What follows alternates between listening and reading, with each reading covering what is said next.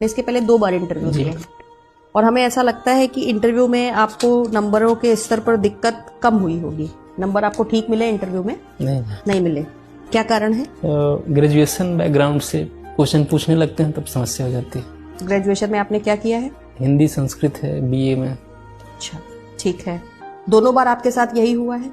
नहीं, एक बार तो कम्युनिकेशन की समस्या थी। पहली बार प्रभात सर के बोर्ड में था तो वो ऑस्ट्रेलिया से पीएचडी किए थे, तो इंग्लिश में सवाल पूछने लगे। सवाल इंग्लिश में पूछते थे, वो जो बोलते थे हम नहीं समझ पाते थे, हम जो बोलते थे वो नहीं समझ पाते थे। हाँ, तो वो तो ये था कि उस साल ईश्वर ने आपके लिए निर्धारित नहीं किया था परिणाम आपके पक्ष में जाना, इसलिए ऐसा हुआ जी। फिर दोबारा में आपके साथ ये हुआ, पहले आपको अंग्रेजी ने मारा और फिर आपको हिंदी और संस्कृत ने मारा।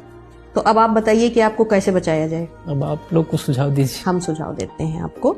जब आपसे स्नातक के सवाल पूछे गए थे, आपने क्या जवाब, उनको गलत जवाब दिए थे या आपने ऑनेस्टी से ये एक्सेप्ट किया था कि मैं स्नातक में जो मैंने पढ़ा है वो मैं भूल गया हूँ? सॉरी बोल दिए थे। पहले आपने गलत जवाब देने का प्रयास किया? नहीं, सबसे पहले पूछ लिया कि महेश्वर सूत्र क्या है। हाँ, तो बता याद ही नहीं था मैम ना, बाद में याद आया, आधा अधूरा याद था तो हम तो क्यों बताया? फिर आप कह देते कि मतलब आपने आधा अधूरा बताया था, आपने सॉरी बोला? सॉरी बोल दिए थे, आधा अधूरा याद था इसलिए नहीं सुनाया। ठीक है, फिर उसके बाद क्या हुआ?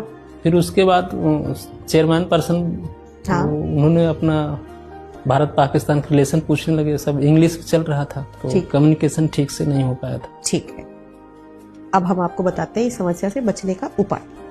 संस्कृत का कोई भी व्यक्ति अगर उसने ग्रेजुएशन में संस्कृत पढ़ा है तो माहेश्वर सूत्र उससे पूछा जाना पूरी तरीके से संभावित है, क्योंकि आधार है वो। जी है ना?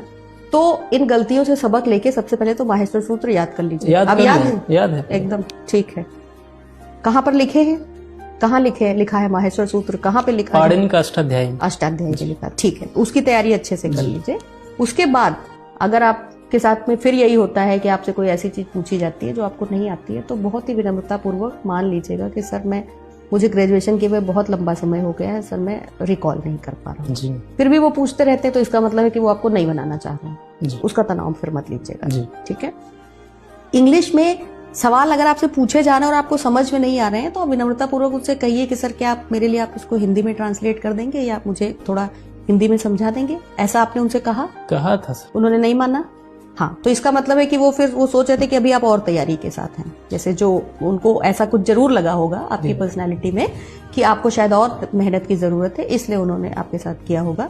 लेकिन करत करत अभ्यास के जड़मत होत सुजान, आवत जात के सिल पर परत निशान, है ना? पत्थर पे भी निशान पड़ जाता है लगातार प्रैक्टिस से। तो practice makes a man perfect.